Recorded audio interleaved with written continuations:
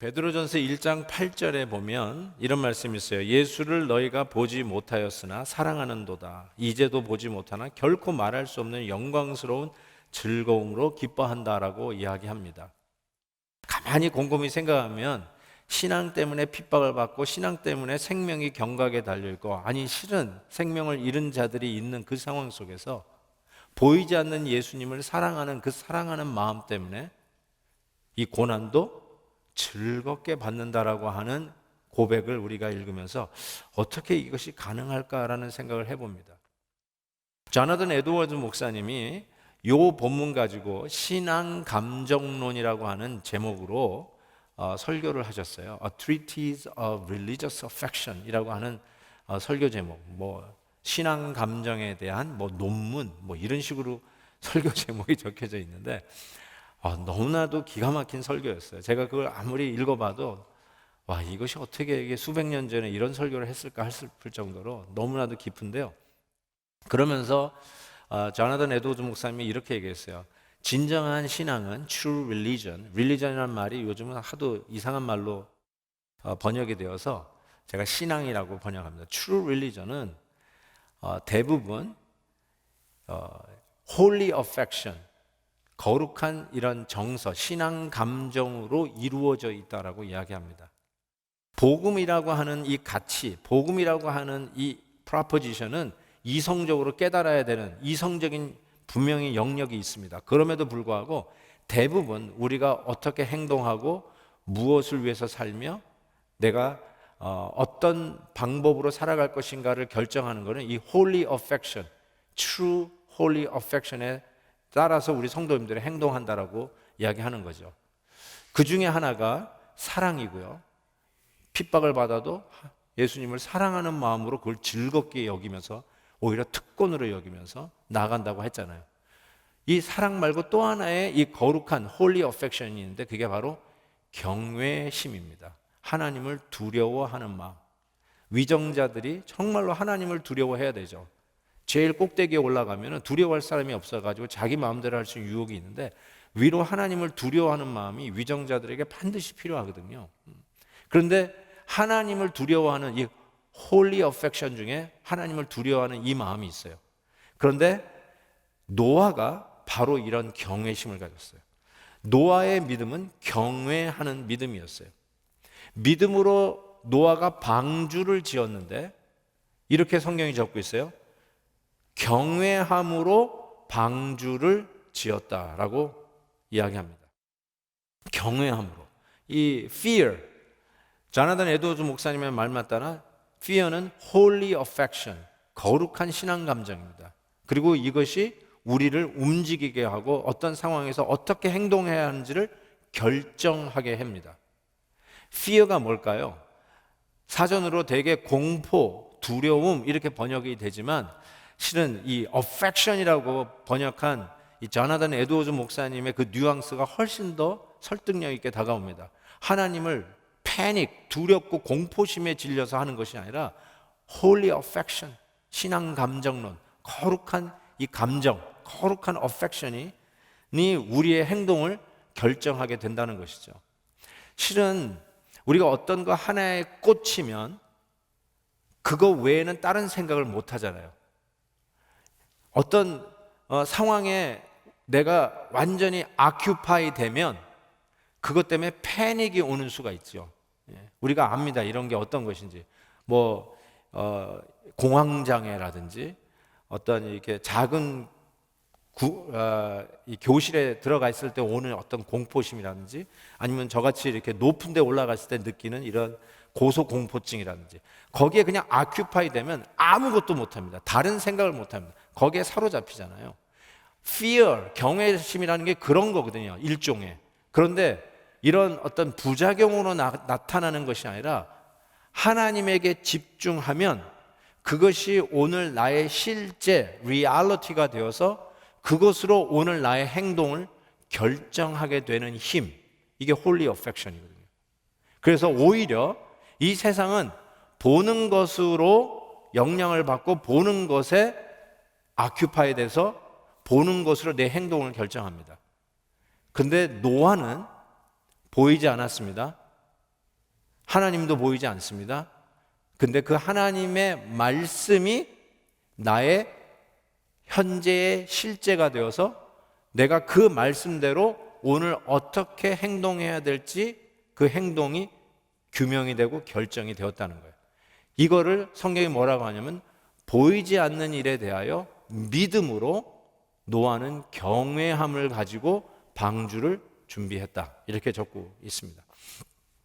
눈에 보이지 않았는데 하나님의 그 경고, 앞으로 홍수가 온다, 앞으로 멸망당할 테니까 방주를 지으라고 하는 이 경고를 현재 시제로 바꿔서 오늘 나의 상황으로 결정, 규명, 디파인을 하고 행동을 결정한 것이죠. 자, 어떤 경고를 받았는지 한번 창세기에 자세히 나와 있으니까 한 절 한 절 살펴볼게요. 창세기 6장 5절에 보면 여호와께서 사람이 죄악이 세상에 가득함과 그의 마음으로 생각하는 모든 계획이 항상 악할 뿐임을 보시고 멸하기로 작정하셨습니다. 그래서 13절에 하나님이 노아에게 이르시되 모든 혈육 있는 자의 포악함이 땅에 가득함으로 그 끝날이 내 앞에 이르렀으니 내가 그들을 땅과 함께 멸하리라. 너는 고페르 나무로, 사이프러스 트리입니다. 옛날 성경에는 잣나무라고 되어 있어요. 고페르 나무로 너를 위하여 방주를 만들되 그 안에 칸들을 막고 역청을 그 안팎에 칠하라. 방주 이렇게 만들라는 거죠. 17절 보니까 내가 홍수를 땅에 일으켜 무릇 생명의 기운이 있는 모든 육체를 천하에서 멸절하니 땅에 있는 것들이 다 죽으리라 라고 이야기했습니다. 앞으로 홍수가 와서 이 땅에 있는 것이 다 멸절한다라고 하는 하나님의 경고를 보이지도 않지만 현재 시제로 그걸 바꿔놓고 내가 오늘 뭘 해야 되는가? 그 홍수가 올 것을 생각하고 방주를 짓는 행동을 결정했는데 이거를 믿음으로 했다. 믿음의 하나의 속성으로 설명하고 있는 것이죠. 홍수 당해보셨나요? 집에 물이 들이닥친 그런 경험을 해보셨죠? 아니, 안 그러면 요즘 우리는 비디오로 미디어를 통해서 허리케인이 왔던 그 모습들을 우리가 보고 이야, 정말 이 수마가 쓸어가는 것 대단한 거다. 너무 위험한 것이다. 그래서 만약에 홍수가 곧 온다 그러면 우리도 거기에 반응을 할 거라고 생각합니다. 노아가 반응한 것처럼. 근데 가만히 생각해 볼 때 노아가 우리가 아는 홍수를 알았을까요? 노아가 그런 홍수를 경험했을 거라고 생각하십니까? 어쩌면 아닐 것 같다는 생각을 제가 말씀을 묵상하는 가운데 깨닫게 되는데, 왜냐하면 하나님이 지으신 세상에는 원래는 비가 내리지 않았어요. 창세기 2장을 보세요. 여호와 하나님이 땅에 비를 내리지 아니하셨고 땅을 갈 사람도 없었으므로 들에는 초목이 아직 없었고 밭에는 채소가 나지 아니하였으며 안개만 땅에서 올라와 온 지면을 적셨더라. 충분히 수분이 가득했어요. 경작을 하지 않았을 때니까 비도 오지 않았다 이렇게 얘기하는데, 나중에 이제 사람들이 경작을 하기 시작했다라고 생각을 할 수 있죠. 가인도 경작을 해서 농사를 지었으니까. 그러면 그때 비가 왔다는 것까지는 우리가 생각할 수 있어요. 그렇지만 노아가 우리가 아는 홍수를, 허리케인을, 스노우스톰 같은 거를 경험을 했을까요? 요즘 우리 코로나 이 시대에 정말 예배가 문이 닫히고 온라인으로 예배 드린 지가 지금 9개월을 가까이 가고 있는데요. 이걸 뭐라고 그래요? 전례 없는 사건이잖아요. unprecedented. 옛날에 있었으면 와, 한번 경고를 받으니까 이런 일이 있으면 앞으로 우리가 어떻게 대처해야 되겠다고 아이디어가 떠오르잖아요. 근데 노아의 입장에서 가만히 생각할 때 이게 전례가 있었던 거라면 우리도 생각하길래 당연히 배를 지었겠지. 그렇지만 노아의 경우에는 전례가 없었던 홍수에 대한 하나님의 말씀을 경고로 받은 거예요. 그런데 그거를 현재 시제로 바꾸어서 오늘 내가 무슨 행동을 해야 되는지를 결정하는 근거로 삼았어요. 그거를 믿음의 경외심이라고 오늘 성경이 이야기하는 것이죠. 한번 여러분이 여쭤볼게요. 노아가 노아 방주를 몇 년 동안 지었습니까? 120년. 어떻게 아셨죠? 성경에 나와 있나요? 성경에 안 나와 있어요. 성경에 나와 있는 게 한 군데 있어요. 창세기 6장 3절에 보면 여호와께서 이르시되 나의 영이 영원히 사람과 함께 하지 아니하리니 이는 그들이 육신이 됨이라. 그러나 그들의 날은 120년이 되리라 하시니라. 성경에 노아가 방주를 120년 동안 지었느니라 이렇게 적혀있는데 없어요. 다시 읽어보세요. 없어요, 한 군데. 120년이라고 추측하는 유일한 근거가 이 말씀입니다. 이 말씀은 많은 분들이 사람의 수명을 120년으로 하나님이 제한했다라고 이 본문을 그대로 해석하는 한 부류가 있고요. 실은 그 당시에 900년, 800년 살았잖아요. 에녹, 하나님이 데려가심을 당한 에녹은 365년을 살았어요. 그 당시에 비하면 아주 적게 살았던 거예요. 우리가 보면 와 되게 오래 살았다 그랬지만, 그런데 이거를 120년 수명으로 제한했다라고 이렇게 해석하는 한 부류가 있는데, 이거를 그렇게 보지 아니하고요. 왜냐하면 노아 이후에도 120년 이상 산 사람이 많이 열거되거든요. 그래서 이거를 뭐라고 보냐면, 하나님께서 이 땅을 홍수로 멸할 것을 이야기하시고 나서 120년이라고 하는 이 기간을 제한을 했어요. 그러니까 120년 동안 짓겠다고 하는 것이죠. 홍수로 멸하겠다고 하고 나서 홍수가 120년 후에 일어난 거라요. 그게 120년이라고 하는 제한된 거예요. 그래서 많은 학자들이 이것이 방주를 지은 기간이다라고 동의를 합니다. 그래서 우리가 방주를 120년 동안 지었다라고 우리가 생각하는 것이죠. 실은 베드로가 이 120년의 기간을 염두에 두고 이렇게 베드로전서 3장에서 썼어요. 그들은 전에 노아의 날 방주를 준비할 동안 하나님이 120년 동안 오래 참고 기다리실 때에 복종하지 아니하던 자들이라 하면서 방주에서 물로 말미암아 구원을 얻을 자가 그 당시 노아의 가족 8명 뿐이라고 적고 있습니다. 하나님이 왜 120년 동안이나 방주를 짓는 기간을 이렇게 잡아놓으셨을까요? 지금 그 사이즈를 놓고 우리가 짓는다면 120년 걸릴까요? 아니요. 뭐 훨씬 단축해서 지을 수 있을걸요. 근데 베드로가 말한 것처럼 한 명이라도 더 구원하시기 위해서 하나님이 오래 참고 기다리시는 인내의 기간이다라고 이야기를 하고 있습니다. 한번 생각해 보십시오. 여러분의 생각에 하나님께서 방주 지어라, 다음 주에 홍수 온다. Yes sir. 뚝딱뚝딱. 그래서 일주일 만에 배를 지어가지고 그 안에 탁 타가지고 홍수에서부터 건짐을 받았다. 이 정도로 혹시 상상할 수 있는데 일주일이 아니에요. 120년을 방주를 지었습니다. 120년. 그냥 그것만 계속 한번 생각해 보십시오. 120년 동안 방주를 지었다. 지나가는 사람들이 뭐 하세요? 곧 홍수가 올 텐데 물이 많아지면은 우리가 이 홍수에 멸절될 텐데 그때를 위해서 배를 만듭니다. 그러시군요. 비가 오는데 뭐 물이 와? 자, 그 다음 주에 봤더니 또 이렇게 뚝딱뚝 뭐 하세요? 하나님이 말씀하시기를 이제 물로 홍수가 되면 우리가 다 멸절되는데 그때를 위해서 배를 짓습니다. 그래요? 한 달이 지났어요. 근데 또 역시 뚝딱뚝딱 하고 있는 거예요. 뭐 하세요? 물로 홍수가 나면 우리가 멸절될 텐데 그때를 위해서 배를 짓고 있습니다. 그러세요. 이렇게 1년, 2년, 10년 애들이 시집가고 장가 갔어요. 그리고 또 갔다가 왔더니 그 노아 할아버지가 여전히 뚝딱뚝딱 하고 있어요. 뭐 하세요? 앞으로 물 홍수가 날 텐데 그때를 위해서 방주를 짓고 있습니까? 10년 전에도 하시더니 여전히. 이제 또 시집장가 가가지고 손주가 나왔어요. 그래서 또 왔는데 저희 이웃집 할아버지 아직도 뭘 뚝딱거리네요. 뭐 하세요? 한 30년, 40년 지났는데도 물 홍수가 나면 우리가 다 멸절될 그때를 위해서 배를 짓고 있습니다. 이러길 몇 년이요? 120년. 사람들이 너무 정말 위대하세요. 박수, 짱, 넘버원 이럴까요? Are you crazy?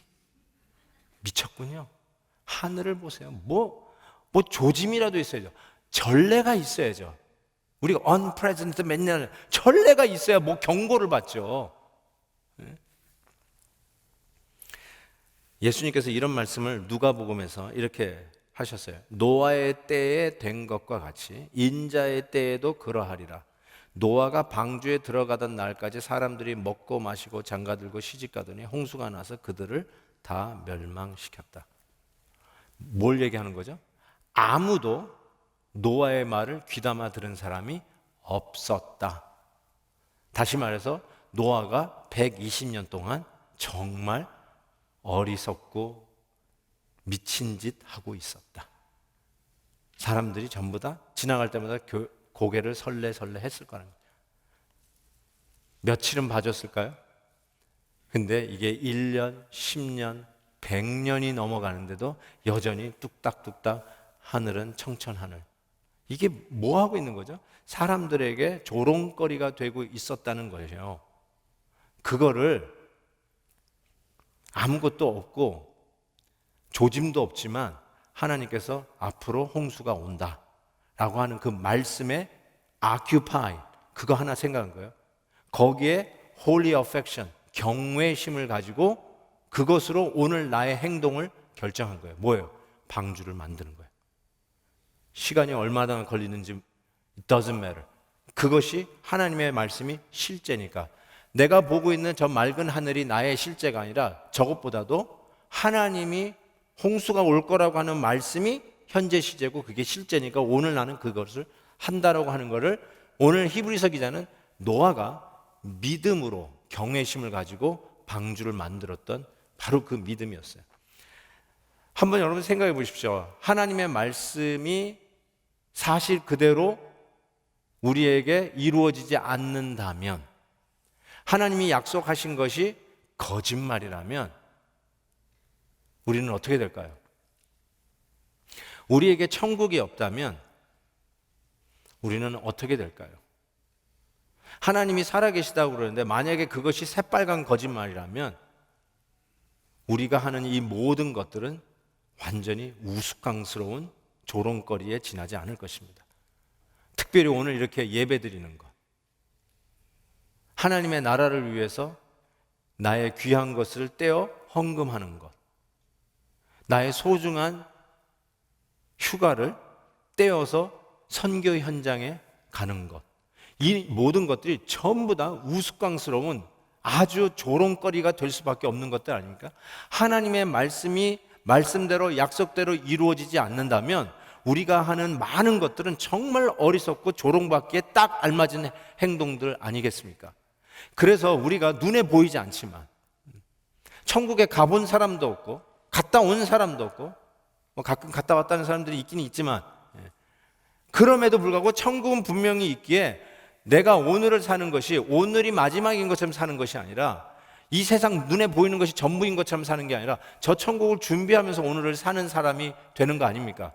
그래서 눈에 보이지 않지만 보는 것보다도 더 분명하게 그것이 나의 실제고 그것이 나를 디파인하는 것으로 믿고 오늘 가치 있는 일을 위해서 나를 드리는 거예요.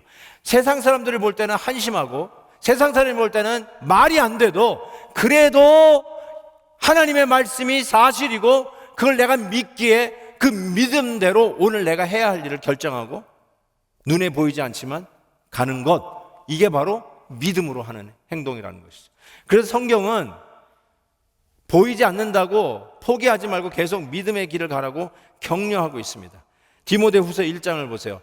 이로 말미암아 내가 또 이 고난을 받되 부끄러워하지 아니하면 내가 믿는 자를 내가 알고 또한 내가 의탁한 것을 그날까지 그가 능히 지키실 줄을 확신합니다.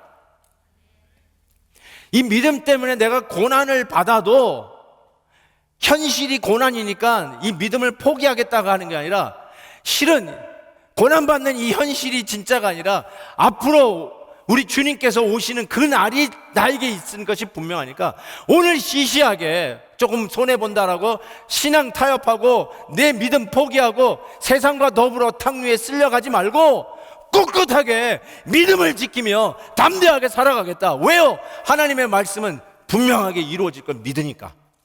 그걸 지금 격려하고 있지 않습니까? 마태복음 6장에서는 이런 말씀하고 있어요. 너희를 위하여 보물을 땅에 쌓아두지 말라. 거기는 종과 동록이 해하며 도둑이 구멍이 뚫고 도둑질하느니라. 오직 너희를 위하여 보물을 하늘에 쌓아두라. 거기는 좀이나 동록이 해하지 못하며 도둑이 구멍을 뚫지도 못하고 도둑질도 못하니라. 내 보물이 있는 그곳에 내 마음도 있느니라. 이게 바로 선교를 위해서 우리가 투자하고 내 그 금쪽과 같은 휴가를 선교 현장에 단기 선교로 우리가 드릴 수 있는 이유가 뭐예요? 내 마음이 있는 곳에, 보물이 있는 곳에, 그곳에 있다. 거기에 진정한 가치를 투자하라는 거죠. 하나님 나라에 투자하라는 거죠.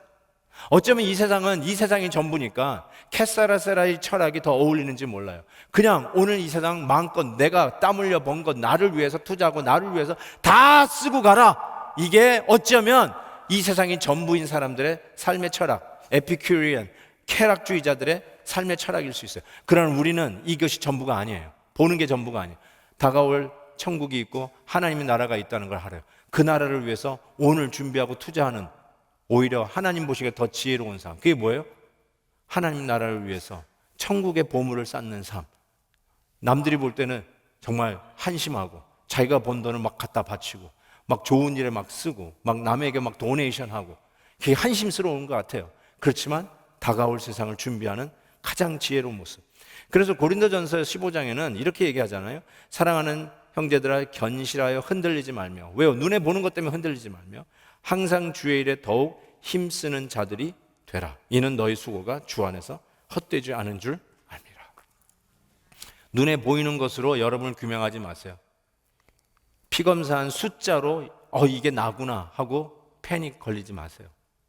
코로나 바이러스를 우리가 늘 보고 있지만 무시할 필요는 없지만, 야, 이건 이제 죽구나, 이젠 다 끝났구나, 이러지 마세요. 하나님의 말씀이 우리의 현실입니다. 하나님의 약속이 우리의 실제입니다. 이걸 믿고 주의 일에 더욱 힘쓰는 자들이 되십시오. 포기하지 마십시오. 그게 바로 경외하는 노아의 믿음이었어요. 두 번째로는 노아의 믿음은 어떤 믿음이었냐? 집을 구원한 믿음이었다고 이야기를 합니다. 노아의 믿음 때문에 노아의 가족이 이 물의 심판에서부터 구원을 받았습니다. 얼핏 생각하면 뭐가 노아의 믿음이 가족을 무슨 구원하냐? 내 생각에도 물난리가 났다. 근데 아버지가 배를 지어놨어요. 그러면 배에 그냥 들어간 거지. 그게 무슨 노아의 믿음으로 구원을 받은 것이냐? 마치 우리도 물난리가 나면은 구명보트를 타든지 아니면 구명조끼를 입어야 되잖아요. 아니, 물난리가 나서 죽게 되는데 일단 타고 보고 일단 입고 보는 거 아니겠어요? 아니, 노아의 가족들도 당연히 그랬을 거라고 간단하게 생각할 수 있을지 모르지만, 제가 아까 말씀드렸죠. 방주를 짓는 기간이 120년간이라고 말씀드렸어요. 계속해서 모든 이웃들로부터 조롱을 받았고 한심하다는 생각을 했고 손가락질을 받으면서 120년 동안 방주를 지었을 거라고 우리가 추측을 하는데, 결단코 과장된 추측은 아니라고 생각해요.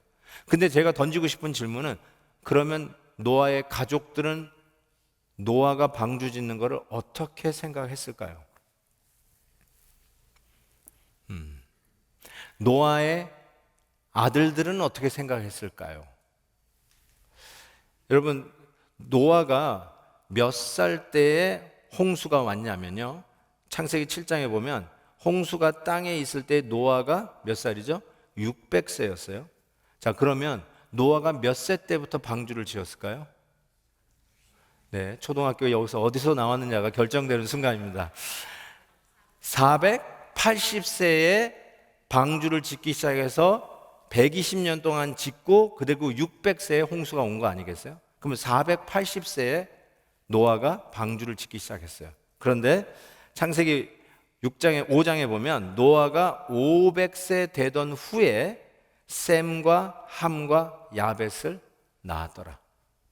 그러니까 셈, 함, 야벳은 태어나면서부터 뭘 봤어요? 480세부터 방주를 뚝딱뚝딱 짓고 있는 아버지를 봤어요. 샘 함 야벳 아들들 친구들이 지나가면서 What's your dad doing? 지나가면서 he's building an ark. 그러냐고. 또 그 다음 주에 왔어요. What are your dad doing now? He's building an ark. 그거를 몇 번이나 질문을 했겠습니까? 친구들이. 야, 네 아버지 뭐 하냐? 왜 맨날 뭘 짓는데? 홍수? 홍수가 뭔데? 물이 많아지는 거래. 물이 어떻게 많아지는 건데? They don't know. 전례가 없는 거잖아요. 그러기를 몇 년이요? 한 적어도 100년. 자기네들 한 20년 짓고 있을 때 태어났으니까 그때서부터. 자, 그랬다고 치고요. 그런데 이 세 아들이 다 장가 갔어요. 며느리도 들어왔어요. 며느리 들어왔어요. 며느리들의 그 친정 식구들이 그래요. 야, 네 시아버지 뭐 하냐? 방주 짓는데요. 참. 그 다음에 야, 네 시아버지 뭐 하냐? 방주 짓는데요. 야, 여기 동네 사람들 야단이야. 네 시아버지 이상하다고 야단이야. 네 시아버지 지금 뭐 하냐? 여전히 방주 지으세요. 아들은 그렇다 치고요. 며느리는 시아버지를 존경할까요? 아버님 뭐 들고 싶으세요? 오늘은 팥죽 을신이 하는데 팥죽 좀 드실래요? 뭐 이러면서 막 아버님 뭐 마사지 해드리고 그럴까요? 아이고. 예. 이 며느님들 그런 시아버지 모실 수 있으세요? 예?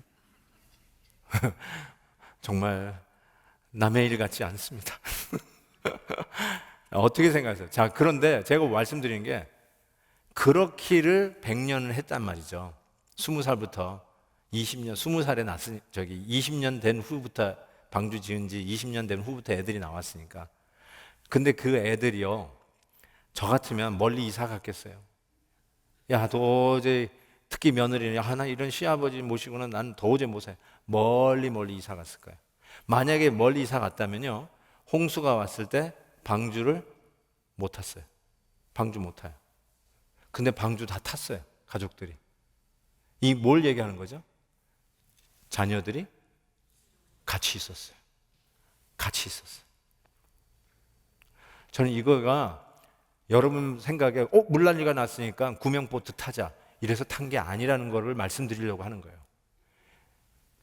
노아가 자녀들을 구원시키는 거는 노아가 자녀들을 제대로 교육시켰다는 거예요. 어디서 힌트를 얻을 수 있냐면 노아에 대한 평가가 성경에 나와 있어요. 창세기 6장에 보면 노아는 하나님 여호와께 은혜를 입었더라. 노아는 의인이요 당대의 완전한 자라. 그는 하나님과 동행하였으며. 지난주 들으셨죠? 동행의 의미. 더 이상 말씀 안 드리겠습니다. 동행하였으며. 세상에 조롱을 받고 있는 자기 아버지, 실은 자기도 이해를 못하는 자기 아버지, 새 식구가 들어왔는데 새 식구들과 그 친정 식구도 이해를 못하는 노아, 그와 거리를 두고 멀찍이 살고 이사 갈 수도 있었지만 가족들이 아버지를 떠나지 않았어요. 아버지를 떠나지 않았기 때문에 노아는 그 믿음으로 가족을 구원시킬 수 있었어요. 저는 여기서 노아가 자녀들을 향한 하나님의 말씀에 그것이 우리의 현실이다라는 것을 가르쳐 주었다고 저는 생각해요. 사람들로부터 우스꽝스럽고 미쳤다는 얘기를 들을 때마다 아니야, 믿음이야. 하나님의 말씀이 그게 진짜 우리의 실제야. 이걸 가르쳐 줬다고 저는 생각해요.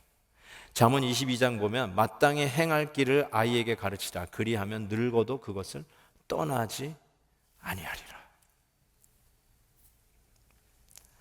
신명기 7장에 이런 말씀이 있어요. 그런즉 너는 알라 오직 내 하나님 여호와는 하나님이시요 진실하신 하나님이시라. 그를 사랑하고 그의 계명을 지키는 자에게는 천대까지 그의 언약을 이행하시며 인애를 베푸시리라.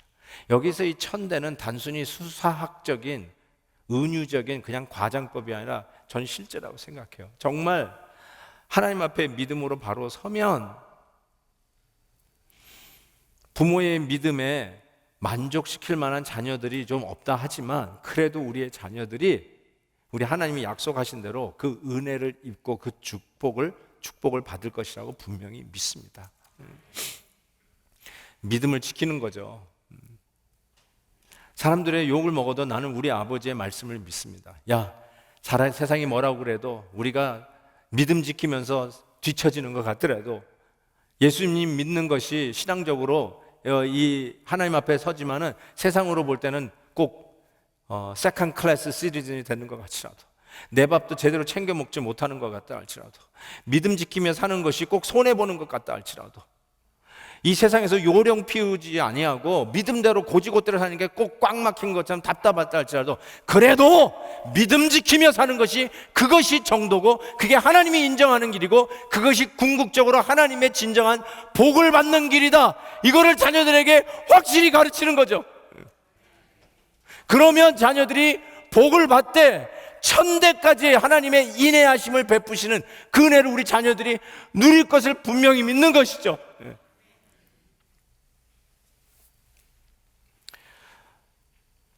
적어도 저는 이런 생각을 해봤어요. 우리가 어떻게 아이들에게 완벽한 부모로 모델이 될 수 있겠어요? 솔직히 저도 부족해가지고 부끄러울 때가 너무나 많이 있습니다. 그래도 우리 자녀들이 우리 부모, 엄마, 아빠 보면서 이런 얘기 좀 들었으면 좋겠다 생각이 들었어요. 우리 엄마, 아버지는 교회뿐이 몰라. 우리 엄마, 아버지는 예수님을 너무너무 좋아해. 그래서 투정 부리듯 우리를 돌보지도 않고 그냥 교회만 가서 사는 것 같아. 투정 부리듯 얘기를 하지만 그래도 예수님을 믿고 신앙의 부모라면 우리 자녀들에게 그 정도의 말을 한번 들어야 되지 않겠습니까? 우리 부모님들은 맨날 놀러만 다녀. 프라이데이 성경 공부 있고 제자 훈련하는데 안 데려다 준대. 자기네들 주말 놀러 다니는 데만 바빠. 온라인으로 예배드리는데 예배드린다고 TV만 켜놓고 딴짓해. 그런 소리 듣지 말고 우리 부모님은 하나님 너무 사랑해. 아침에 일어나면 기도하는 엄마의 모습이 보이고 식탁에 앉아서도 식기도를 하더라도 밥이 식을 때까지 좀 한심할 정도로 우리를 하나하나 축복해 준다는데 아빠 밥 식어라는 얘기를 할 정도로 기도하면서 식탁에서 눈물 뚝뚝 흘리는 아버지의 모습. 여러분, 이런 신앙인의 부모의 모습을 보여줘야 되지 않겠습니까? 세상이 좀 조롱하고 세상이 좀 말이 안 된다고 그러고 야 그러다가 너 네 밥도 못 챙겨 먹어. 너 그러다가 출세는 물 건너간다. 이런 얘기를 들어도 말씀으로 신앙으로 이 세상을 사는 것이 하나님의 복을 받는 지름길이야. 이걸 자녀들에게 가르치면 자녀들이 그 복을 받는 거죠. 전 분명히 믿습니다. 노아가 그걸 했다라고 전 믿어요. 그래서 자녀들이 아버지를 안 떠나고 결국 물의 심판 속에서 자녀들이 구원을 얻는 것은 노아의 믿음 때문이었어요. 그냥 물난리 났다고 그냥 들어간 게 아니에요. 절대로 그게 아니에요. 아무리 생각해도 믿음의 교육을 자녀들에게 시켰다고 저는 확실히 믿습니다. 그래서 세상을 이것으로 정죄했다라고 이야기하는 것은 저는 바로 그 의미라고 저는 생각합니다. 아, 믿음으로 사는 것이 결국 이기는 거구나. 믿음으로 사는 것이 진짜 현명한 것이구나. 당장은 손해보는 것 같고 말씀대로 사는 것이 뒤처지는 것 같은데 믿음으로 살 땐 진짜 그게 맞는 거였구나. 이것이 바로 세상을 정죄하는 믿음이에요. 돌아다니면서 너 그꼴로 살지 마 하고 손가락질 했다는 뜻이 아니라 믿음으로 사는 것이 진짜였구나. 그게 승리하는 길이고 그게 축복받는 길이었다는 것을 삶으로 보여줬다는 뜻이에요. 세 번째로는요, 이 노아의 믿음은 제가 이 설교 제목으로 잡았는데 의의 상속자가 되는 믿음이었습니다. 의의 상속자. 저는 이 상속자라는 이 단어가 크리스찬이 누구인가를 이야기해주는 아주 적절한 단어라고 생각해요. 크리스찬은 상속자예요. 상속자의 반대말을 굳이 찾자면 저는 이렇게 얘기했어요. 자수성가. 상속자의 반대는 자수성가예요. 자기가 from scratch, 바닥에서부터 맨주먹으로 일구어서 성공한 사람, 이게 자수성가예요. 이 자수성가의 반대말은 자기 땀 한 방울 흘리지 아니하고 부모님이 선조가 벌어놓은 재산을 그대로 물려받은 자, 이게 상속자예요. 그러니까 상속자의 반대가 자수성가고요, 자수성가의 반대가 상속자예요. 세상적으로는 인간 승리를 이야기하는 자수성가가 다큐멘터리는 훨씬 더 가치가 있을 거예요. 그리고 이상하게 이제 상속자들은 사회가 삐딱하게 보고요, 정죄하고 타겟으로 생각하는 경우가 많이 있지만, 그런데 크리스찬을 규명하는 가장 적절한 단어가 자수성가가 아니라 상속자예요. 그리고 노아는 믿음으로 의의 상속자, heir of God's righteousness, 하나님의 의를, 너는 의롭다 인정받는 이 증거를 얻는 거를 땀 한 방울 안 흘리고 내 손 하나 안 흘리고 고스란히 그대로 은혜로 물려받았다. 에녹을 뭐라고 얘기했죠? 수동태 인생. 그것이 그냥 나무 밑에서 그냥 사과 떨어져라 하고 있었던 그런 라이프 스타일은 아니지만 하나님의 전적인 은혜로 우리가 이 자리에 와 있다는 것을 아는 것. 근데 노아 역시 의의 상속자, 의의 후사라고 성경이 이야기하고 있는 것이죠. 즉, 그가 구원을 받을 수 있었던 상속자가 되는 믿음은 그가 수영하는 기술을 익혀서 노아 이 홍수 때 그 물 위를 수영을 잘해서 어떻게 물 위에서 오랫동안 에너지 소비 없이 떠 있을 수 있느냐라고 하는 기술을 터득해서 그가 물 홍수가 왔을 때 구원받은 게 아니에요. 내가 내 실력을 키워가지고 수영하는 기술을 키워가지고 봐라, I survived, I saved myself 이렇게 해가지고 물 심판에서부터 스스로 구원한 자가 아니에요. 노아는 어떻게 해서 이 물 홍수가 왔을 때 구원을 받았냐? 물 위에 뜨는 방주에 들어갔기 때문에 구원을 받은 거예요. 이게 상속자의 의미예요. 물 위에 뜨는 방주에 들어가서 살아난 거예요. 그렇다면 우리도 다가오는 심판이 있죠. 물 심판으로 하고는 비교도 안 되는 어마어마한 마지막 심판이 우리에게 올 것을 우리는 압니다.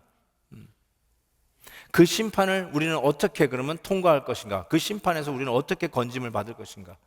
우리 역시도 똑같이 이 심판에서 뜨는 방주에 들어가야 돼요. 방주. 그 방주가 누굴까요? 맞습니다. 물 위를 걸으시는 하나님. 물 위에 떠다니시는 하나님. 물이 삼킬 수 없는 물 위를 걸으셨던 그 예수님. 그 예수님이 우리의 방주예요. 그래서 이 심판에서부터 건짐을 받으려면 예수 그리스도 방주 안으로 들어가셔야 돼요. 그거 외에는 다른 길이 없어요. 어떤 분은 우리가 착하게 살면 다가오는 심판에서부터 구원받는다고 그래요. 하나님의 율법을 빈틈없이 하나도 남김없이 잘 지키면 우리가 구원받는다고 그래요. 아, 정말로 그런가요? 그런데 성경은 알죠. 우리도 압니다. 하나님의 법을 온전히 지키는 인간이 이 세상에 하나도 없다는 것을. 실은 하나님의 법은 고사하고요, 내가 만든 규칙도 우리는 통과하지 못합니다. 여러분 나름대로 생각하고 있는 규칙들 있잖아요. 사람은 이래야 돼, 대통령은 이래야 돼, 교회의 집사는 이 정도는 돼야 집사야, 권사는 이 정도는 돼야 권사지, 베델교회 성도라는 이름을 이야기하려면 이 정도는 돼야죠. 여러분 나름대로 어떤 룰, 스탠다드가 있잖아요. 그래요. 그걸 여러분의 십계명으로 삼으시고 여러분의 마지막 때 그 십계명을 여러분이 통과했는지 한번 검토를 해보세요. 사람은 이래야지 라고 하는 걸 여러분이 만든 여러분의 규칙을 과연 통과할 수 있을까요? 제가 오늘 칼럼에 황금률 얘기를 했어요. 황금률. 황금률이 뭐냐면 여러분이 대접받고 싶은 대로 남을 대접하라. You want to be treated by others? That's how you want to treat others. 그거예요. 그게 황금률이에요. 대접받고 싶은 대로 남을 대접하셔야 돼요.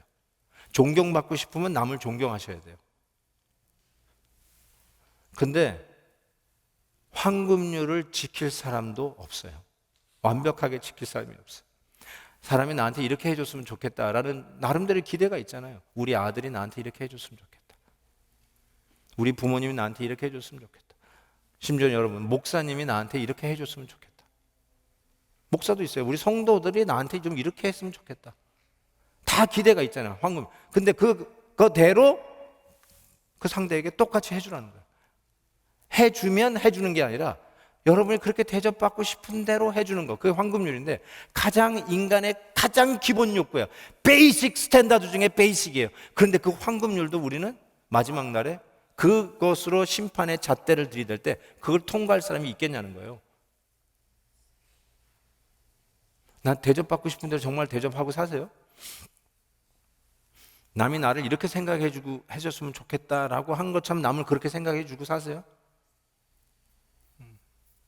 왜 비판하세요? 왜 남을 헐뜯으세요? 여러분, 내 소원은 난 헐뜯음을 당하는 것이 나의 소원입니다. 그런 나도 남을 헐뜯으며 살겠어요. 이러시는 분 계세요? 그런 건 황금률도 아니죠. 은율도 아니고 동률도 아니고요. 사랑하는 성도 여러분, 제가 왜 이 말씀을 드리냐면요, 여러분이 나름대로 마지막 심판, 착한 일, 좋은 일 하다가 착한 일 조금 더 많이 하면 천국행? 아니요, 그렇지 않아요. 그 어느 누구도 마지막 심판을 견딜 수 있는 자는 아무도 없어요. 한 가지 딱 방법이 있어요. 그게 뭐예요? 예수의 방주에 타는 길이에요. 예수 안으로 들어가는 거예요. 예수의 공로를 의지하는 거예요. 예수님의 성적표가 내 성적표인 것을 믿음으로 믿는 거예요. 예수님의 의가 나의 의예요. 그래서 의의 상속자가 되는 것이지, 내가 내 힘으로 자수성가해서 내가 열심히 기술을 익혀가지고 Look at this, 내가 얼마나 잘하는지, 내가 얼마나 멋있는지, 내가 얼마나 많은 공로가 있는지, 내가 얼마나 거룩하게 살는지, 그걸로 천국 간다고요? 아니요. 그 심판 절대로 이겨낼 수 없습니다. 오직 우리가 이길 수 있는 방법은 그리스도의 방주에 들어가는 거예요. 허튼 것에 여러분의 영혼을 맡기지 마세요. 허튼 이념에 여러분의 영혼을 맡기지 마세요. 어떤 허튼 사람에게, 사람의 철학에 여러분의 생명을 맡기지 마세요. 공항에 갈 때마다 여러분 이런 질문 많이 받죠. 요즘 뭐 공항 시큐리티가 얼마나 타이트합니까? Do you have a form of identification? 그래서 라이센스나 이런 거 아이디, 패스포드 보여주잖아요. 그 다음에 next question, have you been in your possession at all times? 네 소유물을 계속 가지고 있었냐고. Yes. 세 번째는 뭐예요? Did anyone ask you to carry anything for them? 다른 사람이 여러분이 혹시 이것 좀 가지고 달라고 짐을 맡긴 적 없냐? 이거 묻잖아요. No. 그때 no를 하셔야지. 우리 와이프가 뭐 맡겼는데 그래도 안 돼. 그러면 비행기 못 타요. 왜 이 말씀 드리냐면요, 우리의 이 귀한 영혼을 누구에게 맡겨요? 어디 뭐 그럴싸한 사람인데 왜 우리의 영혼을 맡겨요? 우리의 영혼은 오직 나를 위하여 십자가 지시고 당신의 방주 되신 몸을 깨어 열어 우리가 그 방주 안에 들어오게 하셔서 험난한 이 물의 심판과 같은 마지막 심판 속에서 우리를 넉넉히 건지신 바로 예수 그리스도 안에 들어가는 것, 그것이 우리를 살리는 길이에요. 그분에게 영혼을 맡기세요. 그분 의지하고 달려가시고, 이 세상이 하수상하지만 그럼에도 불구하고 믿음으로 노아가 의의 후사가 된 것처럼 우리 역시 믿음으로 경외하고 믿음으로 우리의 자녀들을 구원하고 믿음으로 의의 후사가 되는 자들이 되기를 주의 이름으로 축복합니다. 우리 같이 한번 이 찬상하십시다. 우리 나의 아내 거라, 우리 주님께서 당신을 열어서 당신의 방주 타라고 여셨어요. 이 찬양하면서 우리 주님 안으로 같이 들어갔으면 좋겠습니다.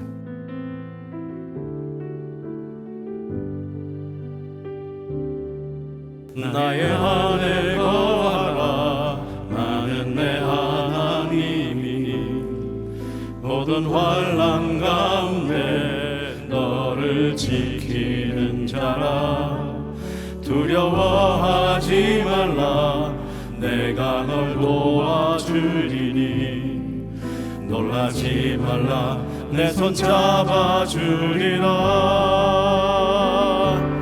내가 너를 지명하여 불렀나니 너는 내 것이라. 내 것이라. 너의 하나님이라. 내가 너를 보배롭고 존귀하게 여기노라. 너를 사랑하는 내 여호와라. 나의 안에 거하라. 나의 안에 거하라. 나는 내 하나님이니. 모든 환난 가운데 너를 지키는 자라. 두려워하지 말라. 내가 널 도와주리니. 놀라지 말라. 내 손 잡아주리라. 내가 널 지명하여 불렀나니